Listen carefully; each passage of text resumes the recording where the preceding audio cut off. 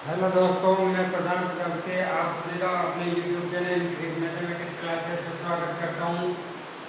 जैसा कि दोस्तों अपने क्लास 10 के अंदर ट्रिग्नोमेट्री चल रही थी, ट्रिग्नोमेट्री के हम लोगों ने 8.1 के कुछ क्वेश्चंस लिए थे। अब हम लोग जो अपने क्लास में कौन सा चैप्टर है, आठवां चैप्टर के अंदर जो बाकी के क्वेश्चन बचे हैं उन पे चलते हैं। तो आप लोग सभी अपने नोटबुक को लीजिए और अब चलते हैं हम लोग आगे की ओर। ये जो अपने आठवां चैप्टर था, आठवां चैप्टर में कौन कौन से वो 4-5 क्वेश्चन बच गए, वो क्वेश्चन कंप्लीट कर लेते हैं आज। और 8.1 को आज क्या अपन लोगों को कंप्लीट करके रहना है। देखो क्वेश्चन नंबर 5 तक मैंने आप लोगों को करवा दिया था क्लास 10 ट्रिग्नोमेट्री। चैप्टर कौन सा? 8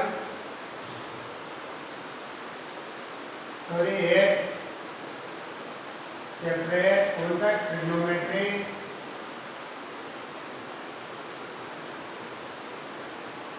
ये चल रहा था, इसमें हम लोग कौन सा पढ़ रहे थे? 8.1 तक हम लोगों ने 8.1 में 5 क्वेश्चन लिखे थे। क्वेश्चन नंबर 6 पे चलते हैं दोस्तों।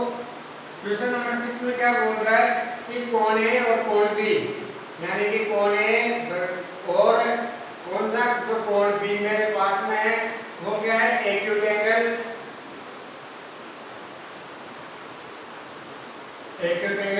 यानी कि न्यून कोण दिए गए हैं अपने को।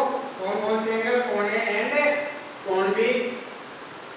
और क्या दे रखा है मेरे को? cos A = cos B दे रखा है। क्वेश्चन के अंदर ये चीज अपने को दे रखी है, जो मैं रेड पेन से लिख रहा हूँ ना, रेड मार्कर से, वो क्या है क्वेश्चन में दी गई है। और क्या प्रूव करना है अपने को? क्या शो करना है? क्या सिद्ध करना है? मतलब कि कौन A = कौन B होना चाहिए। अब देखो मेरे पे दे रखा है दोस्तों कौन A और कौन B क्या दे रखे? Acute angle. तब यहाँ पे cos A और cos B दे रखा है, तो cos A और cos B की सहायता से अपने को क्या प्रूव करना है कि कौन A इक्वल टू होना चाहिए कौन B के। तो देखो सबसे पहले हम लोग क्या करते हैं, A और B दो कोण दे रखे हैं, तो दोनों कोण क्या होने चाहिए? न्यून कोण। एक ऐसा त्रिभुज बनाते हैं कि जिसमें दोनों कोण है न्यून कोण हो। तो देखो ये एक ट्रायंगल बनाया मैंने, ABC, A, ये B, ये C। देखो ये भी न्यून कोण हो गया, ये भी न्यून कोण हो गया। लेकिन आप लोग क्या कर रहे थे कि अपने पास में जो भी ट्रिग्नोमेट्री के अंदर है, हम लोग कौन से समकोण त्रिभुज का प्रयोग कर रहे थे? तो समकोण त्रिभुज का प्रयोग कर रहे थे। इस वजह से मैं इसको पहले क्या करता हूँ कि इस ट्रायंगल को मैं एक समकोण त्रिभुज बनाने की कोशिश करता हूँ। तो मैंने क्या किया, जो एपी भुजा है, एपी भुजा पे कौन सा? सीडी लंब डाल दिया मैंने। तो देखो ये वाला कोण और ये वाला कोण, इसमें दो समकोण त्रिभुज नजर आ रहे हैं। कौन कौन से? एसीडी और बीसीडी। अब देखो जो एसीडी है, अब ये चीजें अपने को दे रखी है मेरे को। अब मैं क्या करता हूँ, यानी कि जो समीकरण 1 है, इस समीकरण 1 का मैं यूज करता हूँ। तो क्या हो गया ये? देखो cos A = cos B। अब देखो cos A, यहाँ पे थीटा क्या दे रखा है? A, यानी कि थीटा हो गया ये वाला। तो मैं त्रिभुज कौन सा? ADC यूज में लूंगा। ADC यूज में लेने पे लाल बटा कप्पा से cos A क्या हो जाएगा? ये आधार बटा कर्ण। तो देखो थीटा के सामने भुजा ये लंब हो जाएगी, ये क्या हो जाएगा? आधार, और ये क्या हो जाएगा यहाँ पे? कर्ण। तो क्या होता है? आधार बटा कर्ण। आधार क्या दे रखा है मेरे को? AD अपॉन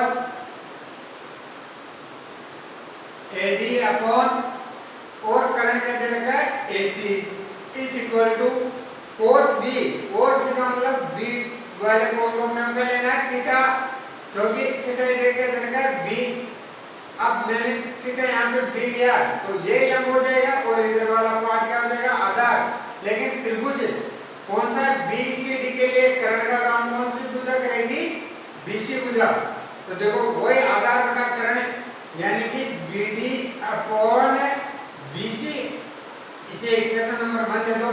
अब दोस्तों यहाँ से क्या कर रहा हूँ मैं, जो AD अपॉन ये आया, अब मैं इसको चेंज कर लेता हूँ।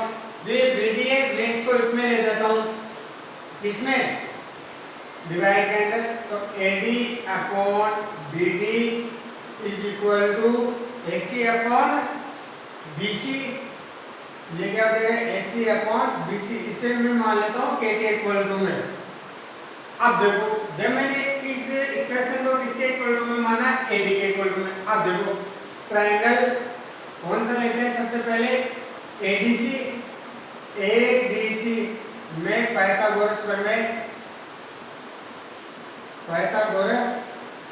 प्रमेय से देखो क्या हो गया, AC का square is equal to AD का स्क्वायर प्लस CD का स्क्वायर। यहाँ से मेरे को देखो क्या निकालना चाहिए मेरे को, यहाँ से AD अपने को क्या कौन है, कौन भी करना है। तो ये यहाँ से मैं AD की मान निकालूं तो देखो क्या बन रहा है, AD का square is equal to AC का स्क्वायर माइनस CD का स्क्वायर। क्या हो जाएगा, CD का स्क्वायर। इसे आप ये इक्वेशन नंबर 1, ये इक्वेशन नंबर 2, और दूसरा क्या हो जाएगा। अब देखो यहाँ से जब मैं इसकी वैल्यू पुट करता हूँ, AD की वैल्यू पुट करता हूँ, तो दोस्तों AD की वैल्यू मेरे पास में क्या आती है, KBD। देखो इस वाले टर्म का यूज करते हैं, यहाँ से AD की वैल्यू निकालता हूँ तो BD के साथ मल्टीप्लाई हो जाएगा, तो KAD यानी कि AD दे रखा है। तो अब यहाँ पे देखो किसकी वैल्यू, AD की वैल्यू निकाल लेते हैं सबसे पहले। तो AD की वैल्यू मेरे पास में क्या आई, KBD, ठीक है। और इसी प्रकार किसकी वैल्यू, AC की वैल्यू निकालना चाहिए, तो AC की वैल्यू क्या है, KBC। इस वाले टर्म का जब हम लोगों ने यूज किया वो इक्वेशन नंबर 1 हो गई। अब देखो ये वाली और ये वाली दोनों में क्या दे रखा है अपने को, ये हो गया। अब देखो वही त्रिभुज कौन सा ले रहे हैं, BCD में पाइथागोरस प्रमेय से।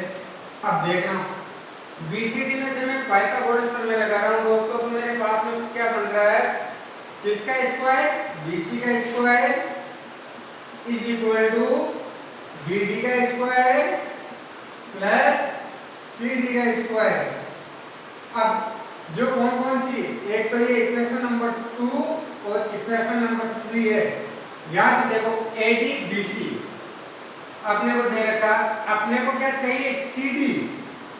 क्या CD आपको यहाँ पे भी नजर आ रहा है, इससे तो इक्वेशन नंबर 2।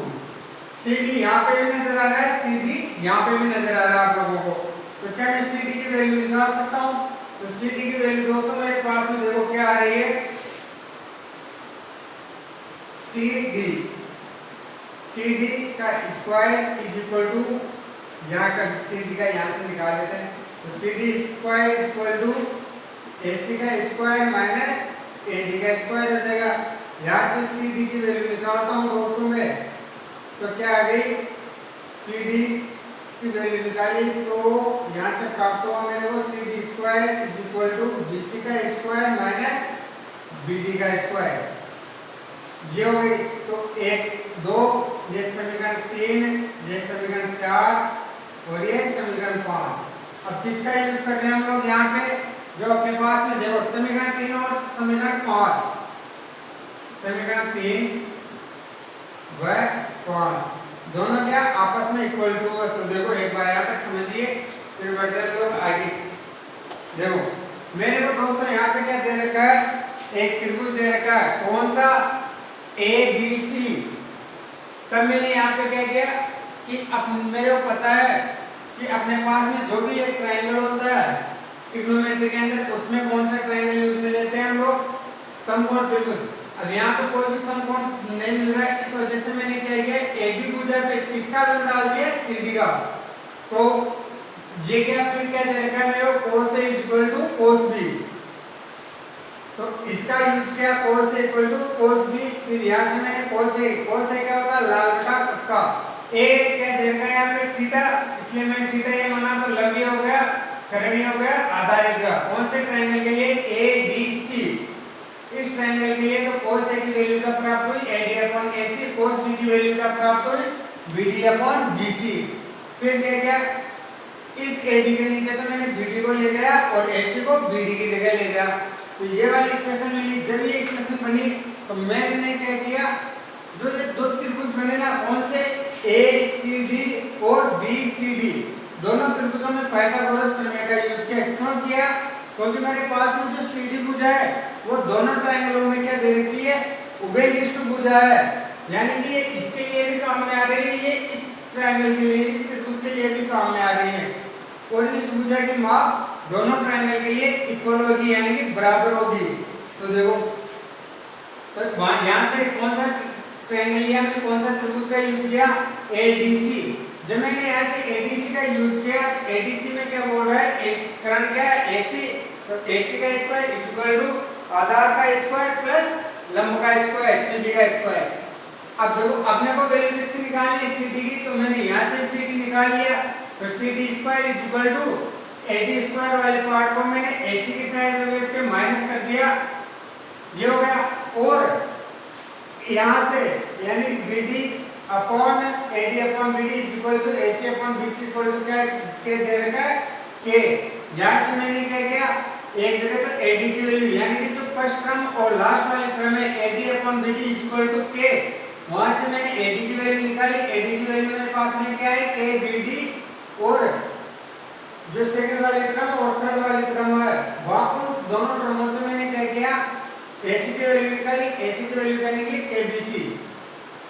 फिर सेकंड वाला जो ट्रायंगल दे रखा है कौन सा BCD का यूज किया, इसमें पाइथागोरस प्रमेय लगाया, तो क्या बन गया, कर्ण का स्क्वायर यानी BC का स्क्वायर इक्वल टू आधार यानी BD का स्क्वायर प्लस CD का स्क्वायर, ये बना। यहाँ से मैंने यहाँ पे CD निकाला, यहाँ पे CD निकाला, तो आप लोग एक बार इसका स्क्रीनशॉट लो, फिर बढ़ते हैं आगे।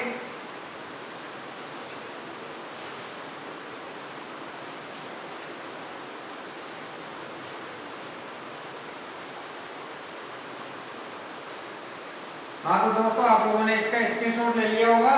अब इधर वाला पार्ट मिटा देते हैं, अब इसकी कहीं पे अपने को जरूरत नहीं पड़ेगी।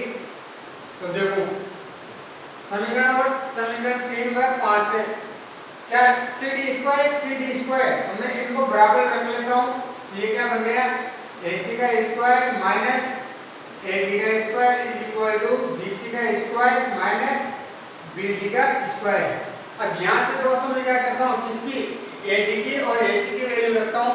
तो देखो AC की वैल्यू रखी तो क्या बना ये K स्क्वायर यानी KBC का स्क्वायर माइनस AD की वैल्यू KBD का स्क्वायर इज इक्वल टू इस वाले पार्ट को ऐसा का ऐसा रखते हैं, BC का square is equal to BD का स्क्वायर। अब देखना ये BC का स्क्वायर माइनस BD का स्क्वायर हो गया। अब यहाँ से देखो K स्क्वायर कॉमन ले लेते हैं, फिर K स्क्वायर कॉमन ले लिया तो ये क्या बन गया BC minus BD is equal to दोनों का स्क्वायर और BC का स्क्वायर और BD का स्क्वायर, यहाँ BC का स्क्वायर माइनस BD का स्क्वायर, तो K square is equal to क्या प्राप्त हुआ मेरे को BC का स्क्वायर माइनस BD का स्क्वायर डिवाइड बाय BC का स्क्वायर माइनस BD का स्क्वायर, तो K square is equal to 1, तो ये K की जगह क्या आ जाएगा 1। कहने का मतलब मेरे को क्या मिला K इक्वल टू 1। जब यहाँ से मेरे पास में K इक्वल टू 1 प्राप्त हुआ दोस्तों, तो मैंने क्या किया, इन इक्वेशनों के मान कहाँ पे रख दिए, जो अपने पास में कौन सी इक्वेशन, इक्वेशन नंबर ये, इसको A दे दो और इसको B दे दो, इन दोनों इक्वेशन में पुट करते हैं। तो देखो इधर लिख लेते हैं एक मिनट के लिए इस पार्ट को, AD is equal to KBD प्राप्त हुआ था और AC is equal to KBC मिला था। तो यहाँ से हम लोग क्या करते हैं, वैल्यू पुट करते हैं। तो देखो K इक्वल टू क्या प्राप्त हुआ 1, अब देखो के इक्वल टू जो मेरे को 1 प्राप्त हुआ, यानी कि AD इक्वल टू क्या होना चाहिए, BD, और AC इक्वल टू BC, ये बोल रहा है। अब दोस्तों जब ये मिला मेरे को AC AD equal to BD और AC इक्वल टू BD, तो मैंने क्या किया, जो AC इक्वल टू BC मिल रहा है मेरे को, मतलब अपने पास में एक ट्रायंगल था, कौन सा, ABC, A B C, और ये 90 डिग्री बनाया था D। मैं इसको क्या करता हूँ, कौन सी भुजा, AD भुजा तो किसके बराबर, BD के, ये भुजा इसके बराबर, और AC भुजा इसके बराबर। अब देखो एक क्या होता है, किसी भी त्रिभुज के अंदर जब अपने पास में दो भुजाएं आपस में बराबर दे रखी है, तो उसके अपोजिट साइड में जो एंगल बनते हैं वो भी आपस में इक्वल होंगे। देखना थ्योरम है ये ट्रायंगल लिया मैंने, ये भुजा बराबर है, तो जितना कोण ये डिग्री होगा ना, वही एंगल ये होगा, यानी कि अगर ये 30 डिग्री है तो ये वो दूसरा वाला भी 30 डिग्री होना चाहिए। तो कहां से, कौन से भुजा का यूज लिया मैंने, AC इक्वल टू BC। क्यों AC इक्वल टू BC का प्रयोग क्यों किया, क्यों, क्योंकि मेरे को एक तो ये कोण लेना है और एक ये वाला कोण लेना है, क्या प्रूव करना है, कोण A इक्वल टू कोण B। इस वजह से मैंने AC भुजा और BC भुजा का यूज किया है, इसका यूज नहीं किया AD का और BD का। तो इस वाले भुजा के माप को मिटा देते हैं। तो AD इक्वल टू भुजा मैं लिख देता हूँ यहाँ पे, यदि प्रॉपर्टी लिख देता हूँ, यदि किसी त्रिभुज में दो भुजाएं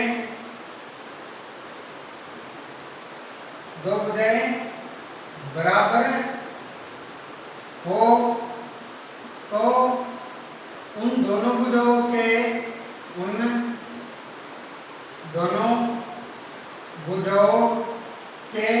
सामने वाले कोण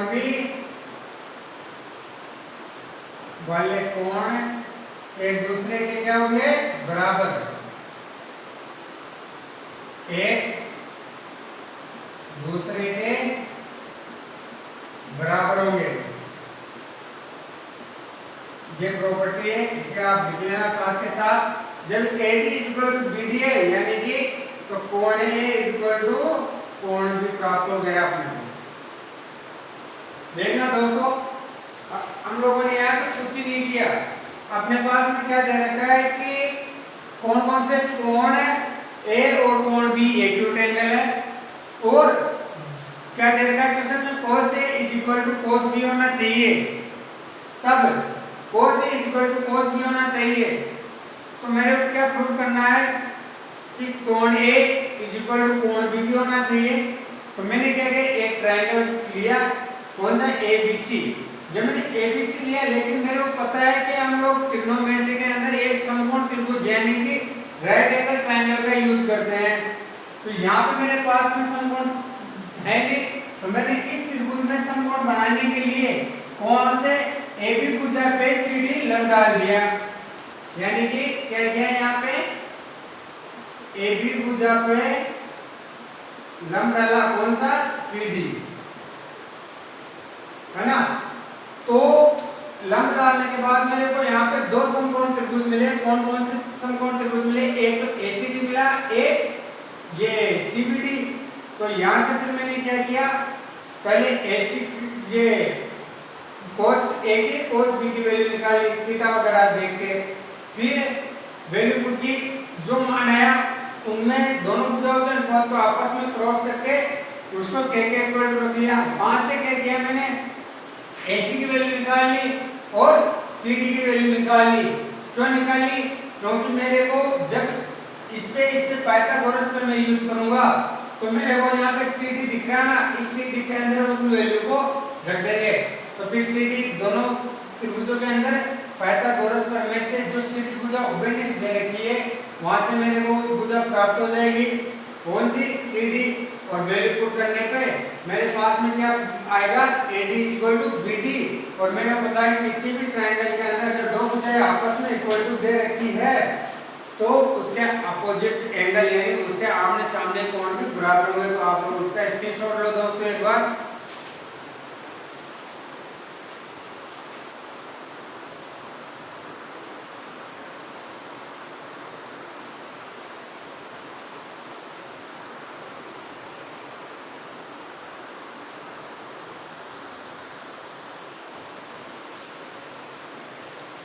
हाँ तो दोस्तों आप लोगों ने इसका स्क्रीनशॉट ले लिया होगा।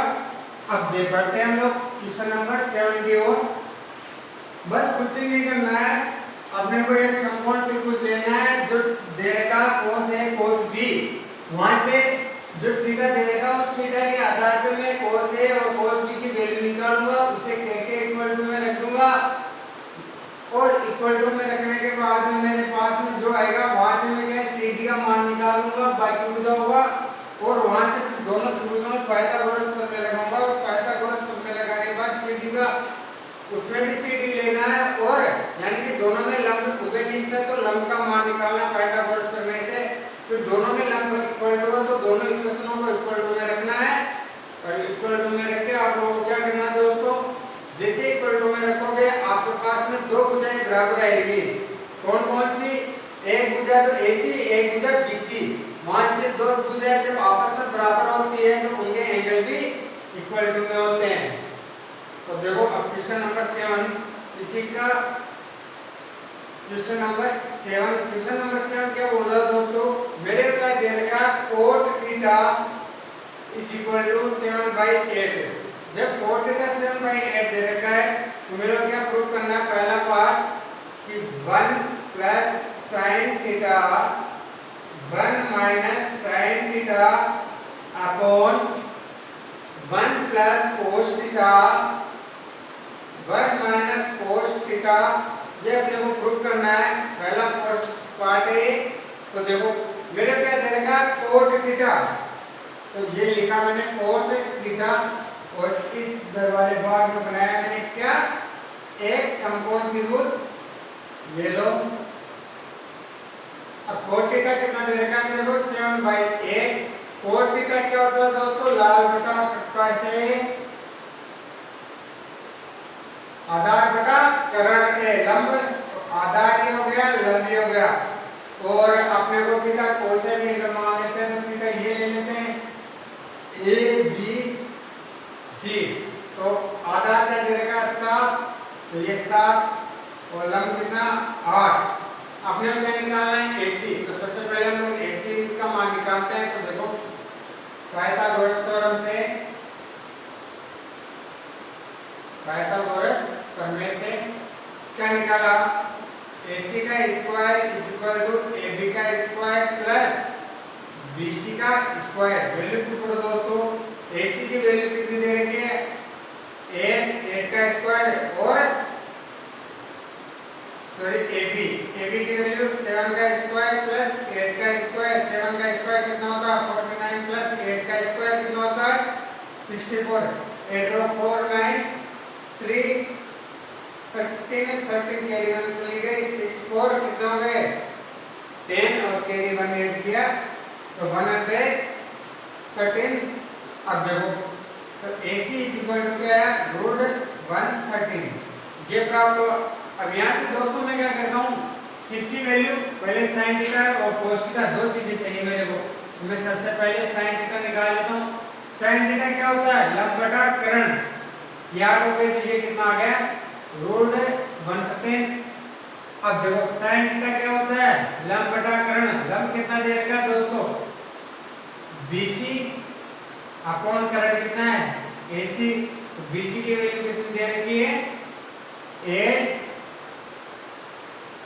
8 अपॉन √113। फिर निकाल लिए वैल्यू किसकी cos थीटा की। जब cos थीटा की वैल्यू निकालता हूं, cos थीटा क्या आधार बटा करण, आधार कितना है 7 यानी कि AB अपॉन AC।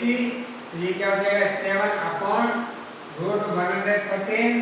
अब देखो पहला क्वेश्चन जो मेरे को बोल रहा है, क्या बोल रहा है कि 1 प्लस sin थीटा और 1 minus sin theta upon 1 plus cos theta और 1 माइनस cos थीटा। ये क्वेश्चन दे रखा। तो देखो a प्लस बी और a माइनस बी क्या होता है, यहाँ फॉर्मूला लिख देता हूँ, a square minus B square equal to a plus B और क्या होता है a माइनस बी। तो यहाँ से मैंने इसका फॉर्मूले का यूज किया तो ये क्या बन गया, 1 का स्क्वायर क्या होगा 1 माइनस साइन का स्क्वायर, तो ये sine square theta 1 minus cos square theta. Sine theta की वैल्यू कितनी दे रखी है दोस्तों 8, तो 1 माइनस स्क्वायर किया तो 8 का स्क्वायर कितना आ गया 64, रूट 3 का स्क्वायर कितना आ गया 113, एलसीएम लो 113 और इधर क्या आ जाएगा 1 माइनस कोस स्क्वायर थीटा यानी 1 माइनस 7 का स्क्वायर 49 और रूट 3 का स्क्वायर 113। अब देखना तो ये एलसीएम लिया तो 113 माइनस 64 अपॉन 113 माइनस 49 अपॉन 113। अब देखना दोस्तों यहाँ से 113 में से कितना 64 निकालो तो 13 ही आ गया, इधर 4 हो गया, 6 और 7 के 3 कितने हो गए 9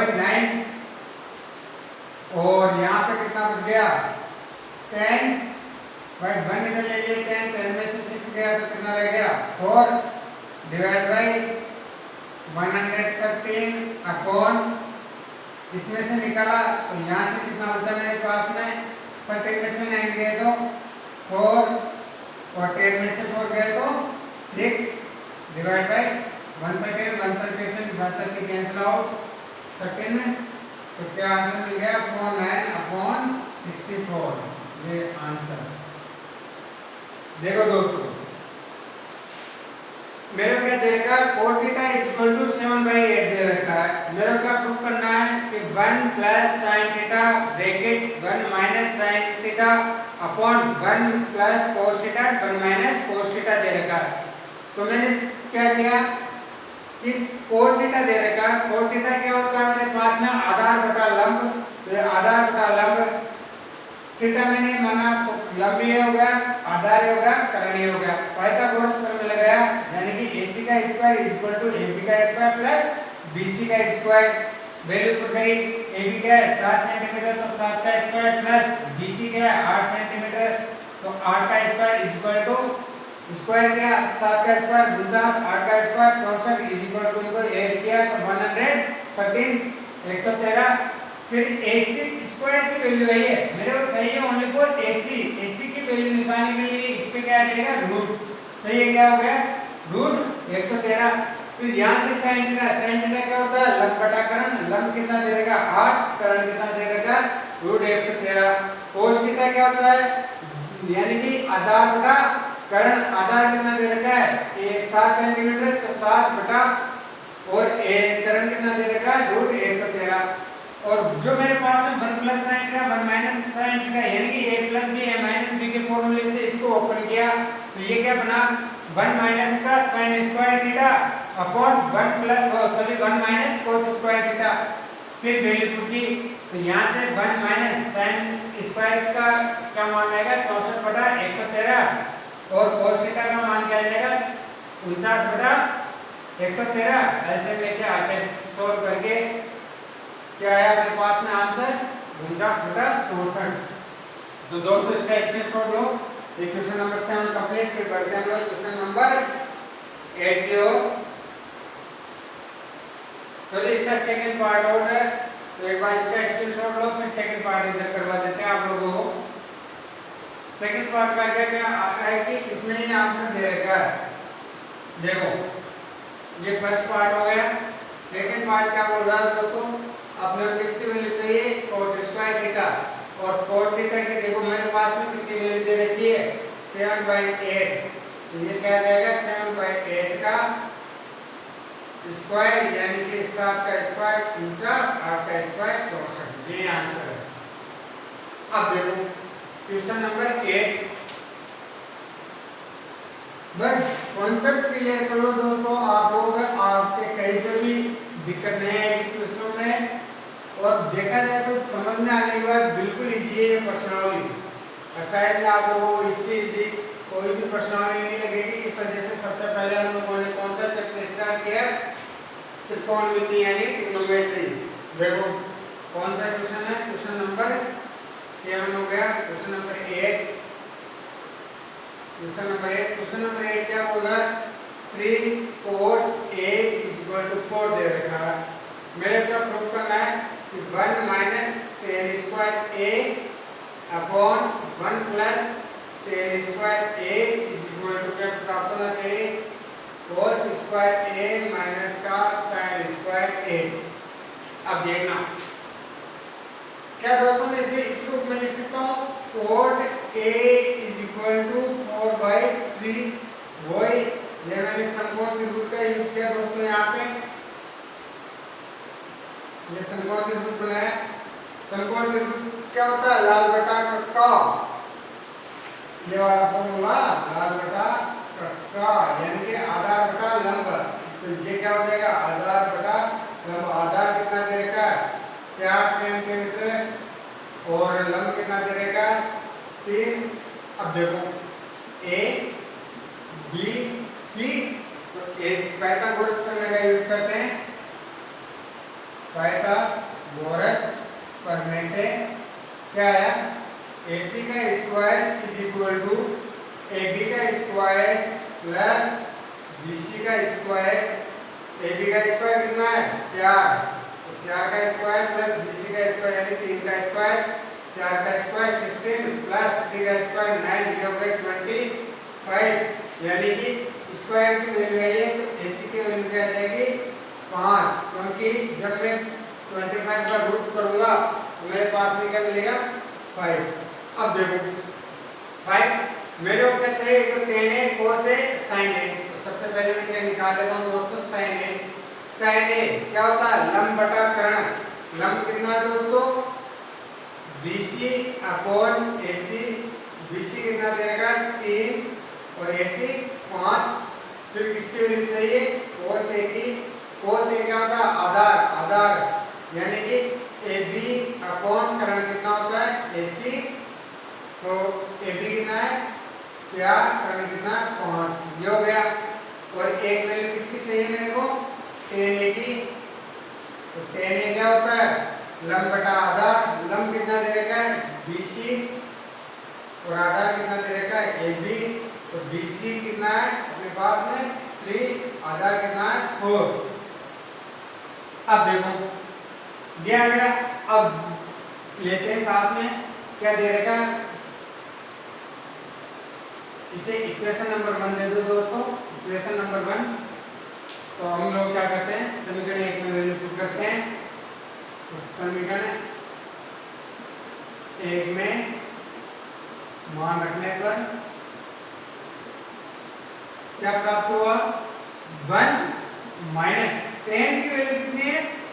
3/4 यानी कि 3/4 का स्क्वायर अपॉन 1 प्लस 3/4 का स्क्वायर बराबर cos स्क्वायर की वैल्यू दोस्तों 4/5 यानी कि 4/5 का स्क्वायर माइनस इसकी value sin a। sin a कितना देगा? 3/5 का स्क्वायर। ये लो सॉल्व करो। इधर वाले पार्ट को इधर सॉल्व करते रहना, इधर वाले पोर्शन को इधर।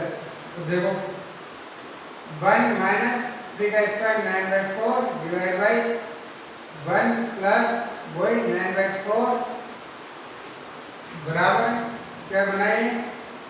4 का स्क्वायर 16/25 माइनस 9/25। ये बना दोस्तों। एलसीएम लो यहाँ से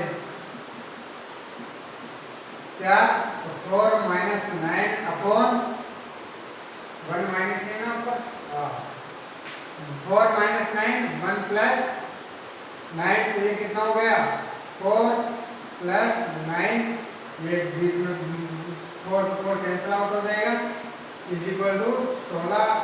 ये एलसीएम ले लिया यहाँ पे तो ये 25 हो गया। और यहाँ क्या रह गया?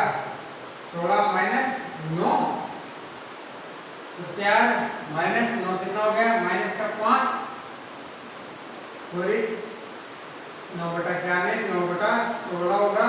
ये भी 9/16 होगा। यहाँ पे देखो 16 में से 9 गए तो कितने बच गए दोस्तों? 7। और यहाँ पे 7 प्लस 9 कितने हो गए भाई 16 में 9 ऐड करेंगे तो कितना बन जाएगा करेक्ट है ये रहा 16 प्लस 9 25। अब देखो 16 में से 9 गए तो कितने रह गए 7 अपॉन ये क्या बन गया सीधा आ गया ना इक्वल टू में 7 by 25 is equal to 7 by 25। देखो दोस्तों ये अपने पास इसका आंसर सिद्ध हो गया ये। देखो मेरा क्या दे रखा है कि 3 cot a equal to 4 दे रखा, वहां से मैंने cot a निकाला तो 3 को मैंने डिवाइड लिया है तो cot a की वैल्यू 4/3। cot a मेरे पास में क्या होता है आधार बटा लंब, आधार कितना होना चाहिए इस रूप में 4, लंब कितना होना चाहिए 3। पाइथागोरस प्रमेय लगाया यानी कि ac का स्क्वायर ab का स्क्वायर प्लस bc का स्क्वायर, ab का स्क्वायर 4 का स्क्वायर प्लस bc का 3 का स्क्वायर, 4 का स्क्वायर 16 प्लस 3 का स्क्वायर 9, 16 9 को जोड़ा 25। किसकी वैल्यू आई है 25 तो ac स्क्वायर की, ac की चाहिए इसलिए इसका रूट निकाला तो 5। साइन ए क्या होता है लंब बटा करण, लंब कितना है 3, करण कितना है 5 तो 3/5। cos से क्या होता है आधार बटा करण, आधार कितना है 4, करण कितना है 5 तो 4/5। tan क्या होता है लंब बटा आधार, लंब कितना देगा 3, आधार कितना 4 तो 3/4। फिर इन मानों को समीकरण 1 में रखा है केवल सॉल्यूशन किया है तो इसका स्क्रीनशॉट लो। क्वेश्चन नंबर 9 की ओर बढ़ते हैं।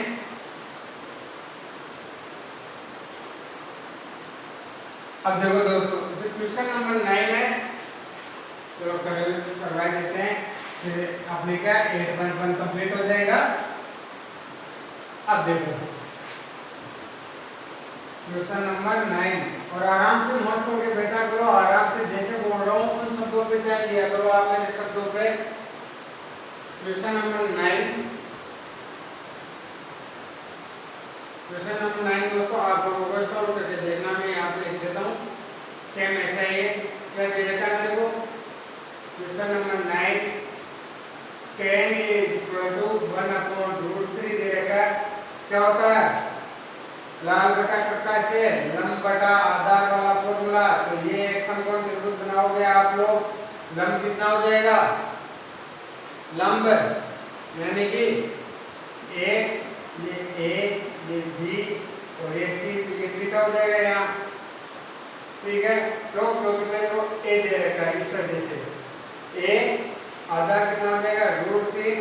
जब आप इसको सोल्व करोगे पाइथागोरस प्रमेय से तो करण की वैल्यू कितना रहेगी 2 और फिर आपको क्या प्रूव करना है पहला पार्ट लिख लो sin a dot cos c plus cos a और sin c। चलो इसे एक बार में सॉल्व करवा देता हूँ फिर सेकंड पार्ट आप लोग करना। देखो दोस्तों मेरे को क्या दे रखा है यहाँ पे sin a cos c, तो मैं सबसे पहले sin a की वैल्यू निकालता हूँ। sin a की वैल्यू क्या है देखो थीटा ये तो लंबी हो गया, आधार ये हो गया और करण ये हो गया यानी कि k। तो sin a क्या होता है लंब बटा करण, लंब क्या है bc अपॉन ac, bc की मान देखो 1 अपॉन ac 2 cos c। अब देखो cos c प्रयास करना समझ आया, cos c यानी कि थीटा मेरे पास में अक्षीय नहीं है, थीटा मेरे पास में ये है। जब मेरे पास में थीटा ये है तो लंब हो जाएगा, आधार तो लंब हो जाएगा, लंब क्या हो जाएगा आधार, करण वैसा का वैसा रहेगा। तो देखो cos c इक्वल टू क्या होता है आधार बटा करण, आधार कितना हो गया अब BC अपॉन करण कितना AC, तो BC की वैल्यू कितनी 1 और AC की वैल्यू 2 ये हो गया। फिर cos A भी चाहिए मेरे को, cos A यहाँ निकाल लेते हैं हम लोग। cos A ये रखता हूँ तो cos A में देखो जब cos A मेरे पास में ये है, ये क्या हो जाएगा लंब, ये क्या हो जाएगा आधार। cos A वो क्या होता है आधार बटा करण √3 यानी कि AB अपॉन AC, AB की वैल्यू कितनी है √3 डिवाइड बाय AC कितना है 2। सेम ऐसे ही इसकी वैल्यू निकालनी है sin C की। तो देखो साइन सी सी वाला थीटा यानी कि थीटा ये आ गया, तो जिसको बताओ लंब क्या हो जाएगा आधार, और आधार क्या हो जाएगा लंब।